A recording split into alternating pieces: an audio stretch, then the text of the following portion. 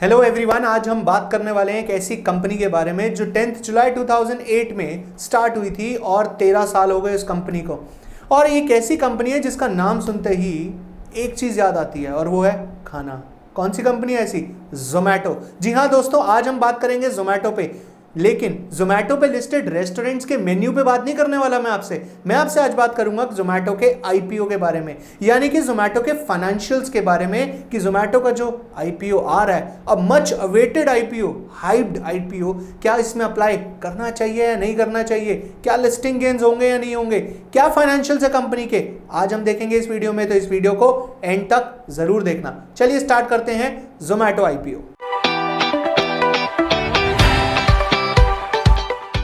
नमस्कार दोस्तों, मैं सीए रोहित सेठी टैक्स फैक्टर इंडिया की वीडियो में आपका स्वागत करता हूं। दोस्तों, आज हम डिस्कस करेंगे मच अवेटेड जोमैटो आईपीओ के बारे में। आज हम जोमैटो कंपनी के 8 मेन एस्पेक्ट्स कवर करने वाले हैं, जिसमें से सबसे पहला एस्पेक्ट है बिजनेस ओवरव्यू, यानी कि हम ये देखेंगे कि जोमैटो का बिजनेस कैसा है। दूसरा हम देखेंगे कि इसका रेवेन्यू मॉडल कैसा है, इंडस्ट्री आउटलुक क्या है, रेवोल्यूशनरी स्टेप देखेंगे एक जो जोमैटो के बिजनेस में आ सकता है, और इसके बाद हम देखेंगे जोमैटो की अर्निंग्स कैसी हैं, फाइनेंशियल्स क्या हैं, आईपीओ की डिटेल्स, और लास्ट में आएगा मेरा ओपिनियन, यानी कि मैं आपको बताऊंगा कि लिस्टिंग गेन्स कितने हो सकते हैं, कितने नहीं हो सकते, और लॉन्ग टर्म तक आपको होल्ड करना चाहिए या नहीं करना चाहिए। ये सब डिस्कस करेंगे आज की वीडियो में। लेकिन स्टार्ट करते हैं सबसे पहले इसके बिजनेस ओवरव्यू से। तो चलिए सबसे पहले बात करते हैं जोमैटो के बिजनेस ओवरव्यू की। जोमैटो कैसे बना, कैसे स्टार्ट हुआ? एक दिन मिस्टर दीपेंद्र गोयल ये देख रहे थे कि एक रेस्टोरेंट के बाहर बहुत लंबी लाइन लगी हुई है, और उसका रीज़न ये था कि सभी कैश काउंटर पर आकर ये डिसाइड कर रहे थे कि कौन सी फूड आइटम ऑर्डर करनी है। इस चीज़ को ईजी बनाने के लिए और इस लाइन को हटाने के लिए उन्होंने क्या किया, उन्होंने एक वेबसाइट बनाई जिसका नाम था foodiebay.com, जो कि बाद में कन्वर्ट हो गया जोमैटो में। foodiebay.com में क्या था कि उसमें सिर्फ रेस्टोरेंट्स की लिस्टिंग होती थी और मेन्यू डाले जाते थे, यानी कि लोग कैश काउंटर से पहले ही डिसाइड कर लेते थे कि उन्हें कौन सा फूड आइटम ऑर्डर करनी है। जोमैटो पहले लिस्टिंग में था, लिस्टिंग के बाद वो आया टेबल रिजर्वेशंस में, यानी कि आप घर बैठे बैठे किसी भी रेस्टोरेंट में टेबल रिजर्व कर सकते थे जो जोमैटो में लिस्टेड थे, और खाना खाने के बाद आप वहाँ पे रिव्यूज़ दे सकते थे, जिससे बाकी कस्टमर्स को हेल्प मिलती थी कि कैसा आपका फीडबैक था, कि कैसा आपको लगा वहाँ पे खाना खा के। देन जोमैटो आया फूड डिलीवरी बिजनेस में 2015 में, और जब जोमैटो फूड डिलीवरी बिजनेस में आया तब वो अकेला नहीं था। ऑलरेडी उस टाइम फूड डिलीवरी बिजनेस में लोग थे, कौन कौन थे? स्विगी था, और ओला कैफ़े था, और फूड पांडा था। एंड देन उसके बाद 2020 में जोमैटो ने एक्वायर कर लिया ऊबर ईट्स को, और वो एक्वायर किया उन्होंने 2485 करोड़ में। ऊबर ईट्स के कस्टमर्स को सेटिस्फाई करने के लिए, उनको खुश करने के लिए जोमैटो ने 3 महीने के लिए उनको फ्री गोल्ड मेंबरशिप भी दी, यानी कि जोमैटो ने अपने 3 बिजनेसेस के साथ, food delivery business, listing business और डाइन इन बिजनेस के लिए जो वो टेबल रिजर्वेशन करते थे, उसके साथ एक और चीज स्टार्ट करी, क्या? जोमैटो गोल्ड, जो कि आज की डेट में जोमैटो प्रो पे आ चुकी है। जोमैटो गोल्ड मिलता था सिर्फ उन लोगों को जब वो डाइन इन पे जाते थे और उनको वहां पे कुछ ऑफर्स मिलते थे, लेकिन जोमैटो प्रो में अब डाइन इन पे भी मिलता है और डिलीवरी पे भी मिलता है। तो ये तो था जोमैटो का बिजनेस ओवरव्यू। चलिए आगे मूव करते हैं और देखते हैं जोमैटो का रेवेन्यू मॉडल क्या है। तो जोमैटो के रेवेन्यू मॉडल की अगर हम बात करें तो सबसे पहले हम ये समझते हैं कि जोमैटो ने बिजनेस स्टार्ट किया था लिस्टिंग से, और आज एज पर 31 दिसंबर 2020 3.5 लाख एक्टिव रेस्टोरेंट्स जो हैं वो जोमैटो पे लिस्टेड हैं। इसके बाद जोमैटो ने स्टार्ट करा food delivery business. Food delivery business से जोमैटो को कैसे इनकम होती थी? उसको इनकम होती थी डिलीवरी चार्जेस से और कमीशन से जो उसको रेस्टोरेंट से मिलती थी। देन इसके बाद जोमैटो आया प्रो मेंबरशिप में। प्रो मेंबरशिप यानी कि डिस्काउंट्स मिलते थे उन मेंबर्स को जो प्रो मेंबरशिप खरीदते थे, और आज की डेट में यानी कि दिसंबर 2020 तक 1.4 मिलियन मेंबर्स हैं जोमैटो के। इसके बाद 2019 में जोमैटो ने स्टार्ट किया Zomato hyper pure. Hyper pure का क्या काम था कि जो जो जोमैटो के रेस्टोरेंट्स उसकी ऐप पे लिस्टेड थे वो उनको रॉ मटेरियल सप्लाई करता था, यानी कि अब जोमैटो उन लोगों को रॉ मटेरियल्स भी सप्लाई करने लग गया जिनसे वो फूड खरीद कर कस्टमर को बेचता था। ओके, इसके बाद अगर हम देखें तो 2020 तक जोमैटो ने ओवर 6000 रेस्टोरेंट्स को अपना पार्टनर बना लिया था, जो कि 6 सिटीज में लोकेटेड थे। इंडिया के साथ साथ जोमेटो 23 कंट्रीज में और ऑपरेट करता है, जिसमें से यूएसए है और यूएई है, ऑस्ट्रेलिया है, न्यूजीलैंड है, फिलीपींस है, टर्की है और भी कंट्रीज हैं। लेकिन जोमेटो की जो मेन अर्निंग है 90% अर्निंग इंडिया से ही है। चलिए अब डिस्कस करते हैं इंडस्ट्री आउटलुक, यानी कि इंडस्ट्री में कौन कौन है जोमेटो के साथ। अगर हम बात करें इंडस्ट्री आउटलुक के बारे में, तो इंडस्ट्री में जो बेसिकली रेवेन्यू जनरेट होता है वो रेवेन्यू जनरेट होता है डिलीवरी से, डाइनिंग से और टेक अवे से। सबसे पहले बात करते हैं हम जोमेटो के बारे में। जोमेटो जो है वो रेस्टोरेंट से रिलेटेड सारे एस्पेक्ट्स कवर करता है, यानी कि टेक अवे में भी डील करता है, डाइनिंग में भी डील करता है, डिलीवरी में भी डील करता है और साथ ही साथ हाइपर प्योर यानी कि रेस्टोरेंट को वो रॉ मटेरियल्स प्रोवाइड करने में भी डील करता है। यही अगर हम बात करें इसके सबसे बड़े कंपटीटर के बारे में यानी कि स्विगी के बारे में, तो स्विगी जो है वो बेसिकली फूड को डिलीवर करने में ही डील करता है और किसी चीज़ में फिलहाल वो डिलीवरी फिर डील नहीं करता। लेकिन अगर हम बात करें अदर आइटम्स की, तो स्विगी ने अदर आइटम्स की भी डिलीवरी रिसेंटली स्टार्ट करी है। लेकिन इनका एक और कंपटीटर है जो मार्केट में आ चुका है और उसने ये बिजनेस स्टार्ट कर दिया और वो बहुत बड़ा नाम है, वो नाम है Amazon। हाँ जी, आपको सुन के थोड़ा सा शॉक होगा बट Amazon फूड डिलीवरी भी स्टार्ट कर चुका है, जो कि पहले से ग्रोसरीज डिलीवर कर रहा था। लेकिन जोमेटो भी ग्रोसरी की डिलीवरी शायद जल्दी स्टार्ट कर देगा, क्योंकि जोमेटो ने कंफर्म किया है कि उसने ग्रोफर्स में इन्वेस्टमेंट करी है। अब अगर हम जोमेटो की अर्निंग्स की बात करें, तो अर्निंग्स में जो 4% अर्निंग है वो लिस्टिंग से आती है, 10% जो अर्निंग है वो हाइपर प्योर यानी कि रॉ मटेरियल्स जो वो रेस्टोरेंट्स को सप्लाई करता है उससे आती है, एंड बाकी बची हुई 86% रेवेन्यू जनरेट होता है कहाँ से? फूड डिलीवरी से, कमीशन से और जो जोमेटो प्रो मेंबरशिप बेचते हैं उससे। यानी कि जो सबसे बड़ा रेवेन्यू जनरेशन का सोर्स है दैट इज फूड डिलीवरी। अब इस फूड डिलीवरी को यूज करके कैसे एक जोमेटो रेवोल्यूशनरी स्टेप ले सकता है वो समझते हैं।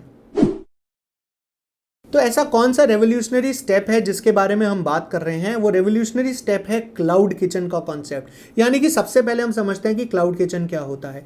जहां इस टाइम पर रेस्टोरेंट की बात होती है तो रेस्टोरेंट को हमेशा ऐसा देखा जाता है कि रेस्टोरेंट के अंदर सिटिंग्स होगी, वेटर्स होंगे, किचन होगा, इंफ्रास्ट्रक्चर होगा, मस्त बना हुआ होगा। लेकिन क्लाउड किचन का कॉन्सेप्ट क्या कहता है कि हमें इंफ्रास्ट्रक्चर की जरूरत नहीं है, सिर्फ एक किचन की जरूरत है। यानी कि वेटर्स की भी जरूरत नहीं है, फर्नीचर की भी जरूरत नहीं है, बस एक किचन दे दो जहां पर खाना बनाया जा सके और खाना वहां से डिलीवर किया जाएगा कस्टमर के पास, राइट। जोमेटो इस टाइम पे क्या करता है? जोमेटो इस टाइम पे दूसरे के क्लाउड किचन से खाना उठाकर डिलीवर करता है। जोमेटो चाहे तो अपने क्लाउड किचन भी खोल सकता है। उससे क्या फायदा होगा पहले ये समझते हैं। जोमेटो करंटली क्या करता है? करंटली किसी और के किचन से जब उठाता है तो उस बंदे का जो प्रॉफिट होता है वो सिर्फ 10% होता है। कैसे? रॉ मटेरियल लगता है 40%, वो जोमेटो को कमीशन देता है 25% और उसकी फिक्स्ड कॉस्ट होती है 25%, प्रॉफिट बचता है 10%। यही जोमेटो अगर अपने क्लाउड किचन खोल दे तो क्या होगा? जो उसकी रॉ मटेरियल की कॉस्ट होगी वो आ जाएगी 25% पे। कैसे? हाइपर प्योर खुद का है ना उसका ब्रांड, तो जोमेटो के रॉ मटेरियल की कॉस्ट आ जाएगी 25% पे, राइट। इसके बाद फिक्स्ड कॉस्ट उसकी भी 25% ही रहेगी और ब्रांड को हो सकता है रॉयल्टी देनी पड़ जाए 5% की, तो मतलब 55% कॉस्ट हो गई, तो प्रॉफिट 45%। तो जो जहां दूसरे क्लाउड किचन को यूज करके 25% की कमीशन मिलती थी, यहां अपना क्लाउड किचन बनाकर 45% का प्रॉफिट हो सकता है। और सबसे अच्छी बात देखने वाली क्या है कि जोमेटो के पास तो सारा डेटा है। यानी कि जोमेटो को पता है कि किस स्टेट में, किस सिटी में, किस डिस्ट्रिक्ट में, किस एज ग्रुप को किस टाइम पर कौन सा खाना खाना है, किस प्राइस पे खाना खाना है। ये डेटा तो सब कुछ जोमेटो के पास है, तभी तो दिल्ली वालों को हमेशा सबसे ऊपर मोमोज दिखाई देते हैं, राइट। तो ये चीज अगर जोमेटो करता है या ऐसा कोई रेवोल्यूशनरी स्टेप लेता है तो जोमेटो एक बहुत बड़ी कंपनी जल्दी ही बन जाएगी। चलिए मूव ऑन करते हैं जोमेटो के फाइनेंशियल्स के ऊपर। चलिए बात करते हैं सबसे इंपॉर्टेंट बात के बारे में, यानी कि फाइनेंशियल्स के बारे में। फाइनेंशियल्स बहुत इंपॉर्टेंट होते हैं किसी भी कंपनी को एनालाइज करने के लिए। अगर हम इसको एनालाइज करें 4 साल के लिए, यानी कि 17-18, 18-19, 19-20 और 20-21 के, तो टोटल रेवेन्यू की बात करी जाए तो 17-18 में जो 487 करोड़ थे वो 182% बढ़कर 18-19 में 1398 करोड़ हो गए और नेक्स्ट ईयर 98% बढ़कर 2743 करोड़ हो गए। लेकिन पेंडेमिक आया, यानी कि एक बहुत बड़ा लॉकडाउन लगा इंडिया में, लेकिन फिर भी जोमैटो के काम पर ज़्यादा फर्क नहीं पड़ा। ऑब्वियसली सेल गिरी, बट गिरी सिर्फ 24% से और टोटल रेवेन्यू रहा 2118 करोड़। अगर हम ऑपरेशनल रेवेन्यू की बात करें तो वो 466 करोड़ था 17-18 में, 18-19 में 1315 करोड़ था, 19-20 में 2605 करोड़ एंड 2021 में 1994 करोड़।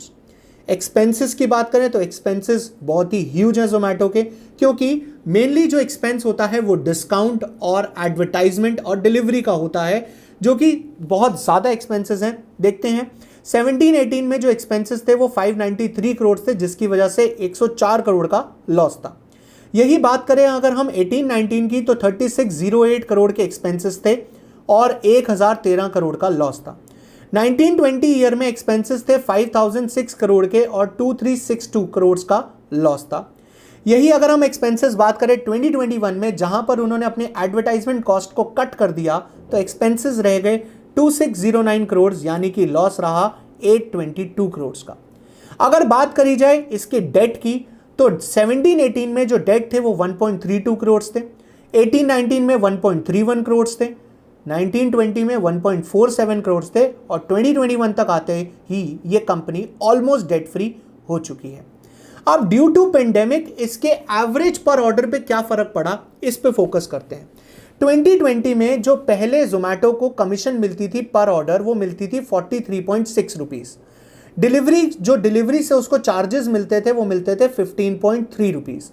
अब जो उसको खर्चे करने पड़ते थे, डिलीवरी कॉस्ट आती थी पर ऑर्डर 52 रुपीज़, डिस्काउंट्स देने पड़ते थे 21 रुपीज़ 70 पैसे और वेरिएबल कॉस्ट थी 15 रुपीज़ 70 पैसे, जिसकी वजह से उसको 30.5 रुपीज़ का लॉस होता था ऑन एवरी ऑर्डर।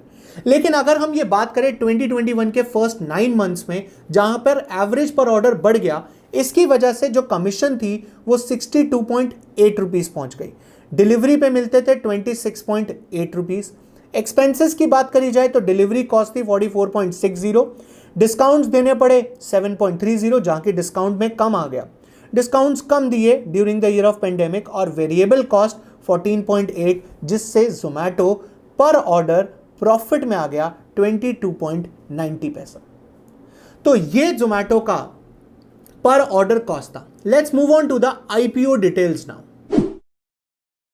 तो चलिए जल्दी से डिस्कस करते हैं कि क्या आईपीओ डिटेल्स हैं जोमैटो की। तो जोमैटो के आईपीओ का ऑब्जेक्टिव है फंडिंग करने का ऑर्गेनिक एंड इनऑर्गेनिक इनिशिएटिव्स को, और दूसरा जनरल कॉर्पोरेट पर्पस के लिए वो इस आईपीओ को इशू करना चाहते हैं। ओपनिंग डेट है 14 जुलाई, क्लोजिंग डेट है 16 जुलाई, फेस वैल्यू है 1 रुपी पर शेयर। आईपीओ की जो वैल्यू है वो है 72 to 76। अगर आप चाहते हैं कि आपको अलॉटमेंट हो तो आप 76 पर ही बिड करना, क्योंकि ओवर सब्सक्रिप्शन होने वाला है, 72 पर नहीं मिलेगा। लॉट साइज की बात करी जाए तो वो 195 शेयर्स हैं, और जो जोमैटो है वो बॉम्बे स्टॉक एक्सचेंज के साथ लिस्ट होने वाली है। और अगर आप एक इंडिविजुअल इन्वेस्टर हैं तो आपको 1 से 13 लॉट तक मिलेंगे, यानी कि मिनिमम इन्वेस्टमेंट है 14,820 और मैक्सिमम इन्वेस्टमेंट है 1,92,660 रुपीज़। और अब हम मूव करेंगे इस वीडियो के सबसे इंपॉर्टेंट पार्ट पे, यानी कि मेरा ओपिनियन क्या है कि आपको लिस्टिंग गेन्स मिलने वाले हैं या नहीं मिलने वाले, और लॉन्ग टर्म में क्या करना चाहिए। तो आते हैं इस वीडियो के सबसे इंपॉर्टेंट पार्ट पे, यानी कि मेरा ओपिनियन क्या कहता है कि लिस्टिंग गेन्स होंगे या लॉन्ग टर्म के लिए होल्ड करना चाहिए या नहीं करना चाहिए, वो देखते हैं। अगर हम बात करें लिस्टिंग गेन्स की, तो एज पर द सब्सक्रिप्शन जो इस टाइम करंट सिचुएशन लग रही है कि सब्सक्रिप्शन तो ओवर सब्सक्राइब्ड होगा ही होगा, और ग्रे मार्केट प्रीमियम भी यही बात कहता है कि 15 से 21% तक के लिस्टिंग गेन्स हो सकते हैं। तो मेरा ओपिनियन भी यही है कि 15 से 21% तक के लिस्टिंग गेन्स होने के चांसेस हैं। अगर हम बात करें कंपनी की लॉन्ग टर्म के बारे में, तो लॉन्ग टर्म के लिए कंपनी को एक रेवोल्यूशनरी स्टेप लेना पड़ेगा, तभी कंपनी प्रॉफिट्स में आएगी। जैसा कि हमने बात करी थी क्लाउड किचन के बारे में, अगर कंपनी ऐसा कोई रेवोल्यूशनरी स्टेप लेती है तो लॉन्ग टर्म के लिए ये शेयर बहुत अच्छा हो सकता है, लेकिन उसके लिए आप मार्केट से भी बाय कर सकते हो अगर आपको आईपीओ में अलॉटमेंट नहीं होती तो। और आशा करता हूं कि आज की वीडियो आपको अच्छी लगी होगी और आप अपने सभी दोस्तों से इस वीडियो को शेयर करोगे। एंड हाँ, कमेंट करना मत भूलना, क्योंकि आप कमेंट करोगे तभी यूट्यूब आगे उन लोगों को पुश करेगा जो लोग इस वीडियो को देखना चाहते हैं। और लाइक, शेयर एंड सब्सक्राइब करना मत भूलिए। तो मिलते हैं अपनी नेक्स्ट वीडियो में, आज के लिए इतना ही, बाय बाय।